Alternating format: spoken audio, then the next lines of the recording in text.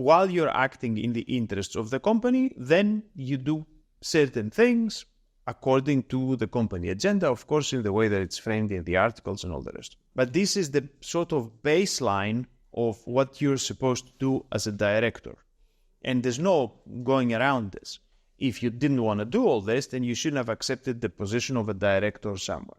If you want this to be very engaging, and if you're actually spending a great deal of time and this becomes a significant proportion of your engagement for your daily activity, then it probably is sensible for you to be an employee as well. If you're working for your own company, that's fine, right? You don't need the specific role as we said in the past. But if you're working for somebody else's company and you become a director, then it would be sensible that they also hire you as an employee. So then you've got this additional layer of framing expectations as to what you are and what you're not supposed to do. So the vast majority of people who have a board position, they will also be hired as employees. The problem that comes out of all of this is that you're supposed to be running things in good faith on behalf of somebody else. But the somebody else is not really an entity with a personality.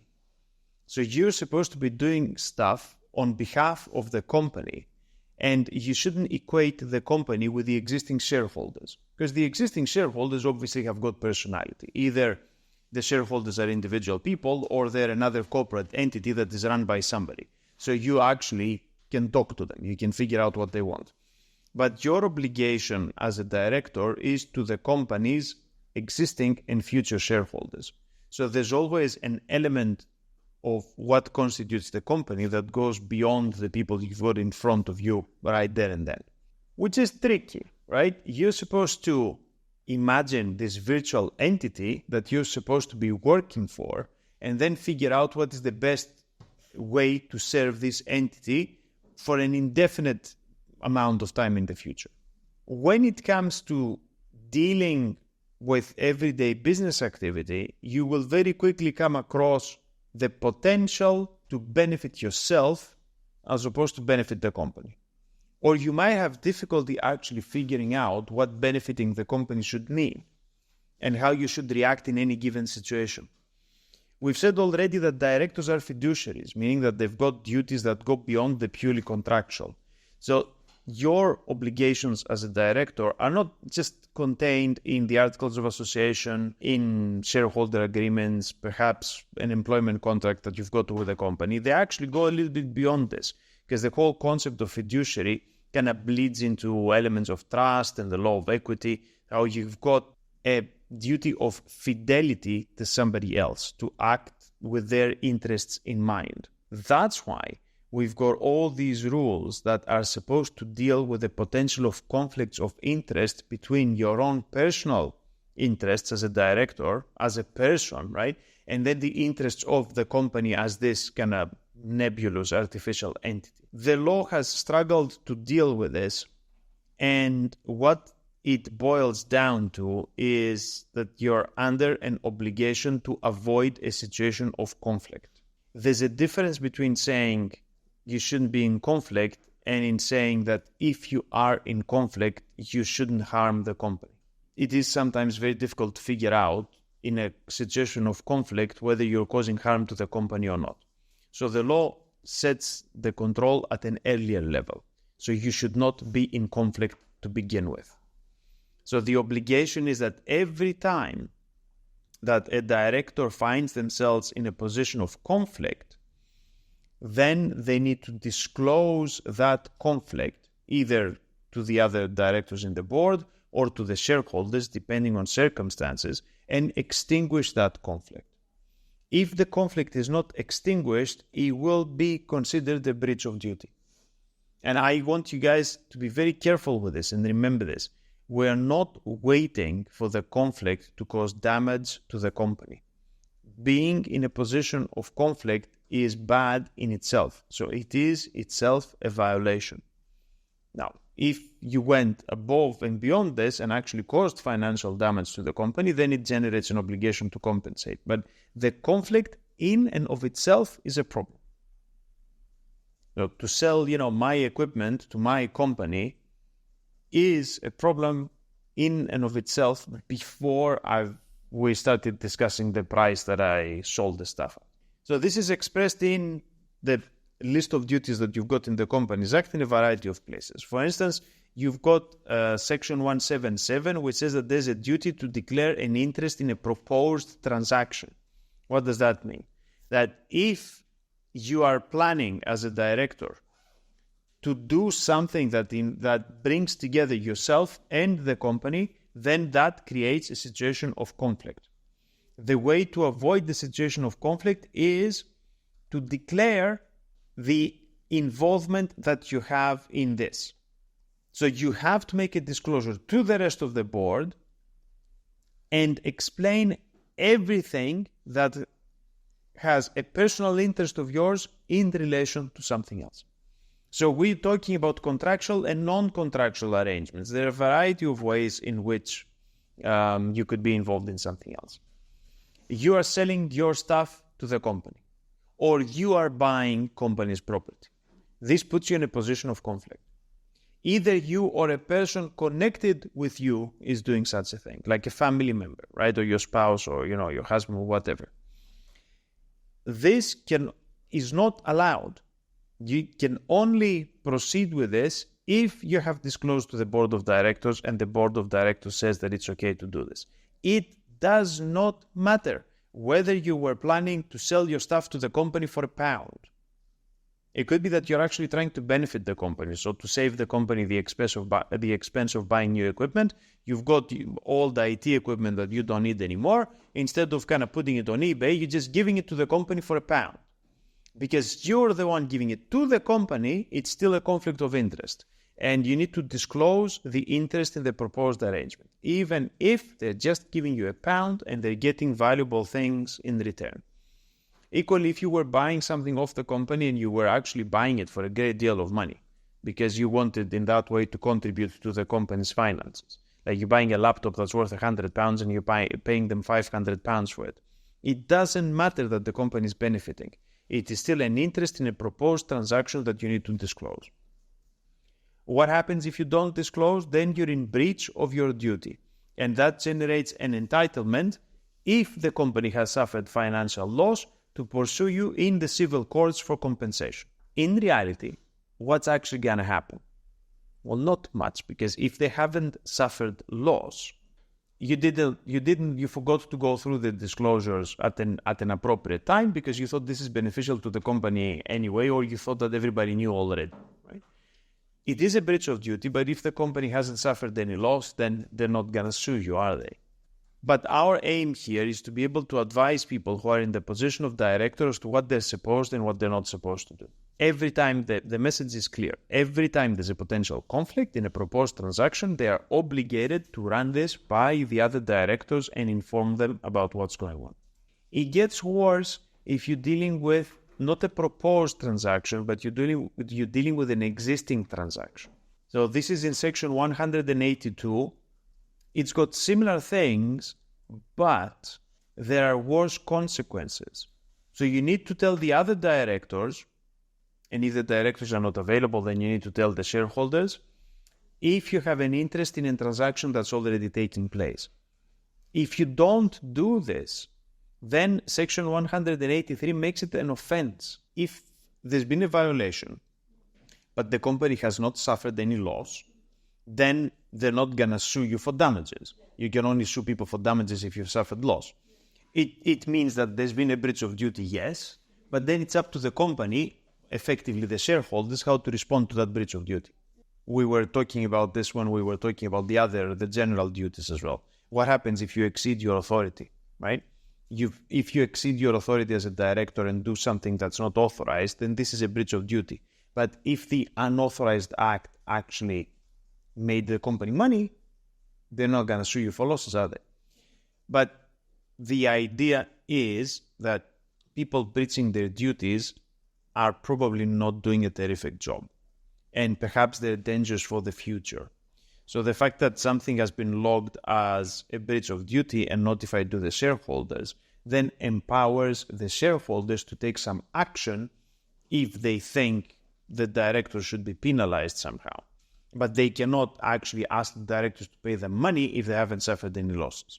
we saw that in the general duties, you've got the duty to act in the interests of the company, but you've also got the duty to exercise the reasonable care and skill. So one was 172 about acting in the interests of the company. 174 is care and skill. If you don't check what you're actually buying, are you exercising reasonable care and skill? So that if you don't, then that would mean that you're breaching your duty. But it happens by accident that the old, seemingly useless iPhones you bought or whatever you bought, then are collector's items, right? And you sell them for a fortune. So you have been negligent in carrying out this transaction, but it could have a beneficial outcome, in which case you've got this bizarre situation that there is a breach of duty, but the company hasn't suffered any loss. So the shareholders can still be unhappy with the directors for not doing their jobs very appropriately, but it's like saying you deal in some sort of kind of rock band memorabilia. It could be that no matter what it is, it will sell at auction. A director who doesn't actually check what it is that they're buying, so they agree a price. So if somebody comes with a box and says this is filled out of stuff that Metallica fans are gonna love, and you're gonna sell it for a bundle, and you're gonna go and you don't open the box to see what's inside, then you're not doing a fantastically good job, right? So then it's a coin toss whether there's something valuable in there that benefits the company, or whether, because you couldn't be bothered to check, you've actually bought a bunch of junk that's going to lose the company money. But what I'm trying to get to is that we have a problem if you're in a position of conflict and your duty as a director is to disclose this. If it's for a proposed transaction, something that hasn't happened already, then you can let the other directors know. If they approve it, you can go ahead with it. Okay. But if it's for a transaction that has actually happened already, then not only you're under a duty to disclose the interest you had, and then depending on whether the company has suffered any loss, to compensate when they ask you for it, but it's actually an offense if you fail to declare an interest. So Section 183 says that anybody who fails to comply with the requirements of 182, which is declaration of interest in existing transaction or arrangement, commits an offense. And if you're found guilty of this offense, you're liable to conviction on indictment or a fine. Rich people don't like going to prison. This is bad, right? So you're going to attain a criminal record just by being negligent as a company director. Now, why do you think there's a criminal offense attached to this? Why don't they just say, as in the previous section, it's a civil thing. If there's losses, you compensate. Why do we need to make this criminal? This is important enough to carry, at least the legislator thinks it's important enough to carry a criminal sentence to kind of highlight how significant it is. Because the problem with fines, if the fines are not of a criminal nature, if it's a civil fine, there's a thin line between something being a fine in the form of a penalty for you having done something wrong and something being a fee that you pay to obtain a different service. And usually the distinction between is this a penalty or is this a fee is the cost. So if I can park my car on the street and I need to pay the council visitors parking at £10 an hour, then I would consider this to be a fee to be allowed to park and not a penalty. If I park without paying for the parking and then I find a ticket on it that's £500, then I will probably think that, okay, I've done something wrong here and now I've got a fine of £500. But if the fee for the parking was 10 per hour and the fine was 50, you might think that if you prepay or if you organize this, it costs you £10 to park. And if you just don't want to be bothered, it costs you £50 to park. That's why you need to think in different situations when you're trying to disincentivize behavior, you need to think very carefully, how do you set the penalty? Because if the penalty is set at a low enough level, people might perceive it as a fee for an extra service. So you're not allowed to, when they're boarding people at the plane, you're not allowed to cut the line, right? If there's a queue. So if you cut the line and you're disruptive, they might deny you boarding. But if you've paid EasyJet an extra £20, then you can cut the line. So is this a penalty or is this a fee for a different service? When the legislator has to think about these things when setting these systems up, they wanted to be sure that the penalty for failing to disclose an interest in existing transactions is significant enough for people to understand that this is something they shouldn't be doing. And that's why there's a criminal violation attached to this. Now, do people seriously get prosecuted on these? I don't know. We need to look at statistics, but the threat of prosecution should normally be enough. Now, there are certain things that you cannot get away with simply by disclosing the conflict of interest to the board of directors. There are some things that you need to go to the shareholders. For instance, what if you're having an external incentive? Now, remember that for you to be in a conflict of interest, we're talking about contractual and non-contractual benefits. It could be that your interest in the transaction is not because somebody makes money out of this. It could be that you want to, like you make money out of this. It could be that you want to give the job to a family member. So if you're in charge of purchasing for the company and you choose the suppliers amongst your family members, this is a conflict of interest because you have a different motivation than purely the success of the company and you're not running the procurement process properly. So I'm not saying that you're only going to be in a position of conflict if you or somebody within your immediate family is doing stuff. It could be that you're arranging it in a way that you're somehow connected, even if you're not part of the contract. That's why these things are saying either contractual or non-contractual. But there are other interests you might have had. If you're in charge of booking stuff or buying stuff for the company, and you make the selection of where to buy stuff on the basis of which referral site gives you the highest cashback, then that's a problem, isn't it? It could be a problem both in the sense that you're not acting in the best interests of the company, so you're breaching the general director's duties, so your motivation is not getting the company the best price, your motivation is getting you the highest amount of cashback. But also it could be that you're more intimately involved and you're having direct benefits out of this business. It could be that somebody is paying you an incentive. So if somebody's giving you a bribe, for instance, to do something, then we have a problem both for the conflict rules and on the general rules as to whether you're acting in the interest of the company.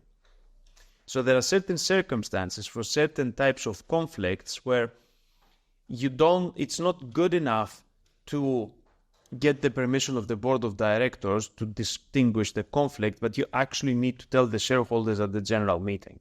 So what you're doing is actually dodgy enough that you need to be sure that all the shareholders are okay with it. For instance, there are certain things in the law where you do need to involve the shareholders. It brings us back to discussions we had previously, right?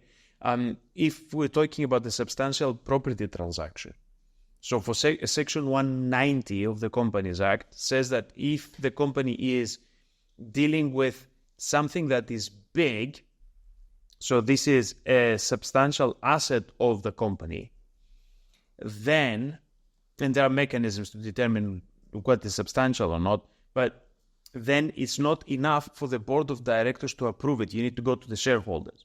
This isn't necessarily involving a conflict. It just means that sometimes you take decisions on stuff that are so significant that you need to kind of bring the shareholders in for their approval. So if you go and approve something that counts as a substantial property transaction and you haven't run it by the shareholders, then they might sue you for damages.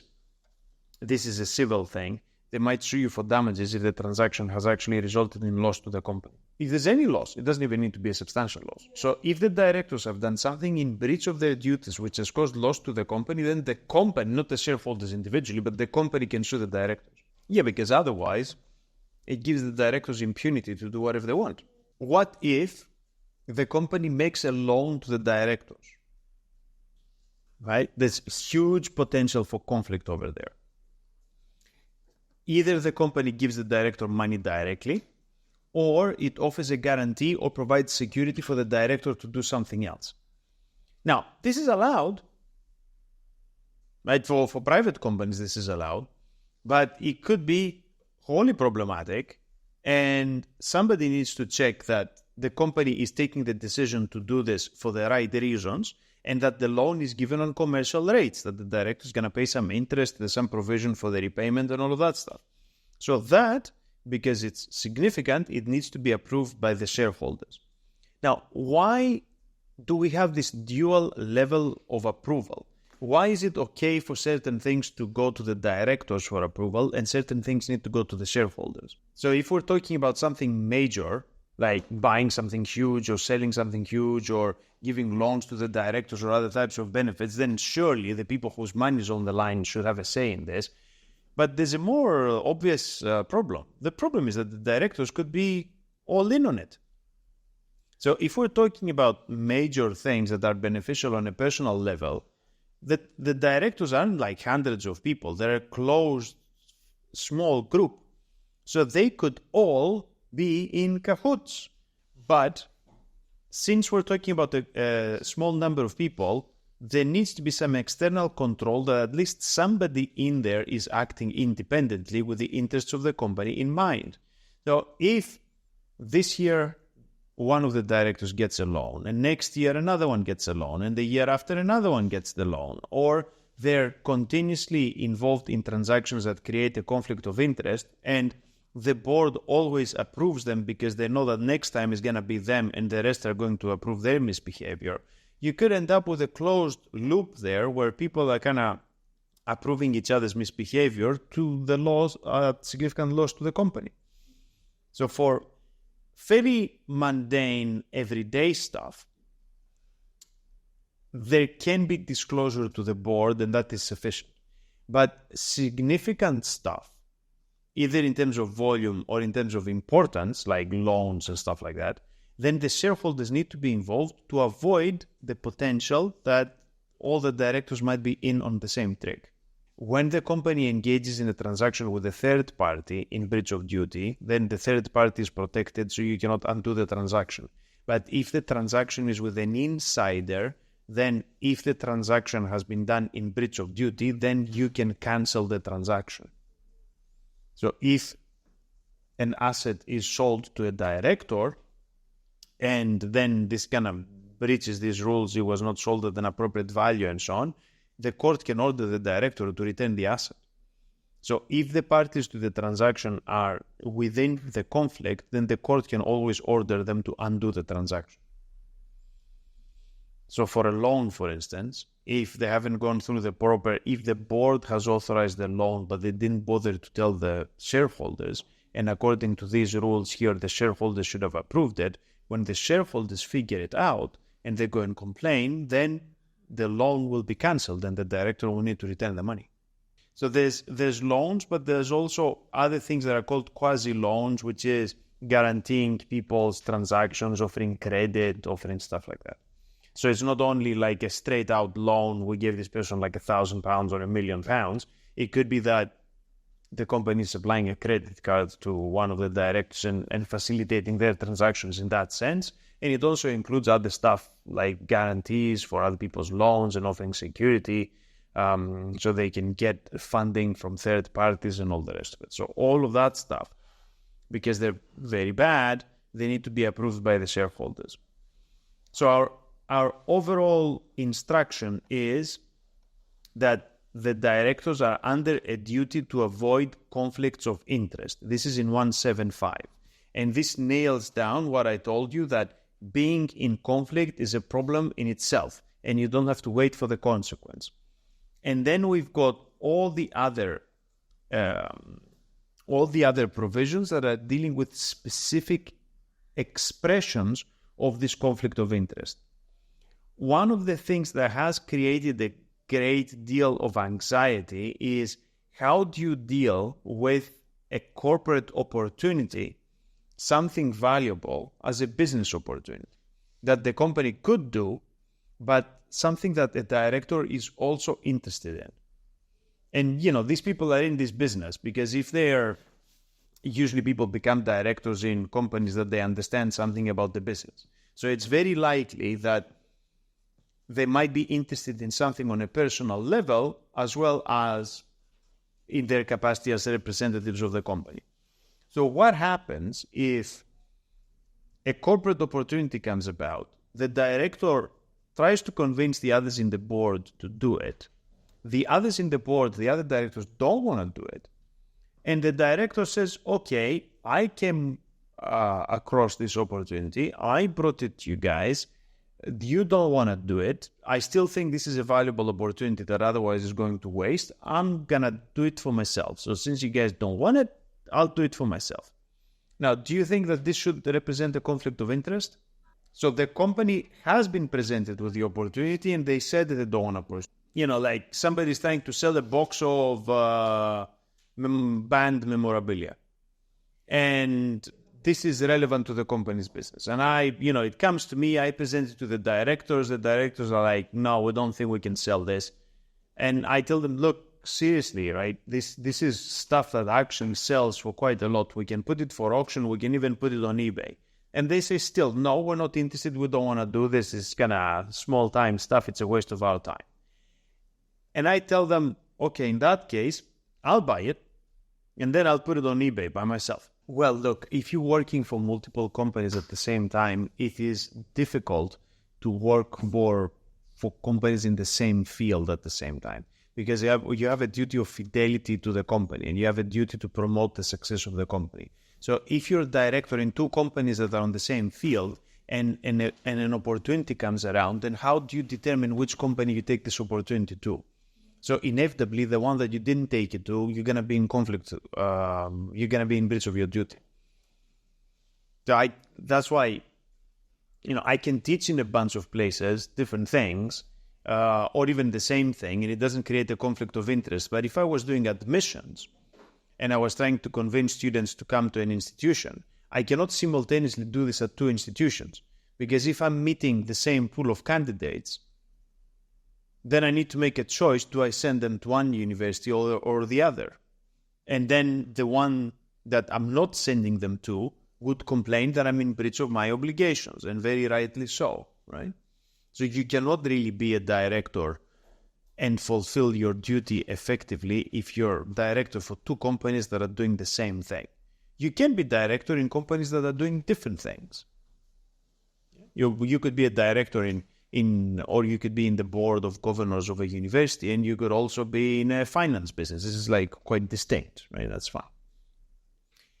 The problem with the corporate opportunity is that if you want to take advantage of something that you came across in the context of your work as a director and to do it for yourself or to take it to somebody else, then you need to disclose this as a conflict and get them to disband the conflict and get express permission to do it before you do it. If you don't ask for their express permission, simply the fact that they didn't want to pursue it is not license for you to do it for yourself, because you're still in a conflict situation. So we've got case law where this has been tested. So I'm quite secure in saying this. You've got cases like Regal, Hastings, and Gulliver. You've got Industrial Development Consultants versus Cooley. You've got Canadian Aeroservice versus O'Malley. You've got Buller and Buller, which is a more recent case from 2003. In all of these cases, the court said, if something is a corporate opportunity, the role of the director is to convince the company to do it. If the other directors say, we don't want it, if you're so convinced that this is a valuable opportunity, then it is your job to convince them to do it. You cannot simply say, I learned about this, I brought it to you, you said yes, and now it's a free-for-all and I can do whatever I want. If you have failed to convince them to do it, then if you still want to pursue it for yourself, it is your job to then present it as a conflict of interest that needs disclosure and approval before you can do it. You need not only that they don't want it, that they're okay for you to pursue it, because it could be that they don't want it, but also they don't want you to do it. And it's within their rights. I know it sounds unfair. It sounds like they're stupid and they're not taking advantage of something valuable, but they're under no obligation to let you do it if this is flagged as a conflict. So in the result of all these cases is precisely this, that you are not allowed to do it. If it is something interesting, it is your job to convince them to take advantage of this interesting thing. So yeah, and if this feeds into a concern about you working for other people at the same time and holding multiple directorships, then yeah, holding multiple directorships in companies that are in the same field, even though it is not strictly prohibited, it's actually impossible to effectively do, because every time you make a decision, you will be in breach of your duty of fidelity to the other company. Now, there are some clear stuff that you shouldn't do. For instance, you cannot accept bribes. So Section 176 says very clearly, you're under a duty not to accept bribes from third parties, because this clearly destroys your motivation.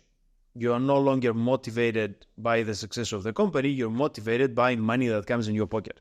So if you are to get authorization from this, then you need probably to get authorization from the shareholders to be on the safe side, because nobody's going to look happily on you accepting bribes. So this is one of these situations where authorization from the board is not sufficient. Could be that all the board is in the habit of taking bribes when they are actually trying to procure services for the company. If a bribe has been paid to a director which resulted in a contract with the company, then the company can rescind the contract between it and the third party.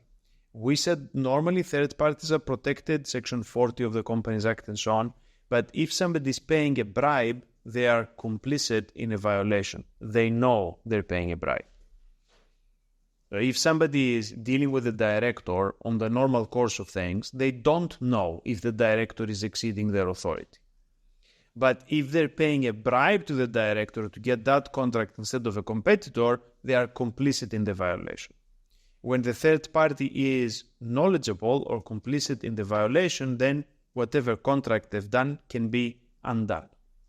Now, we said as regards the remedies for these breaches of duty, we said generally, for the general duties, the breach is in a civil action to ask for damages if the company has suffered loss, but there are a few occasions where there might be a criminal act attached. For instance, when you have failed to disclose an interest in an existing as opposed to a future transaction.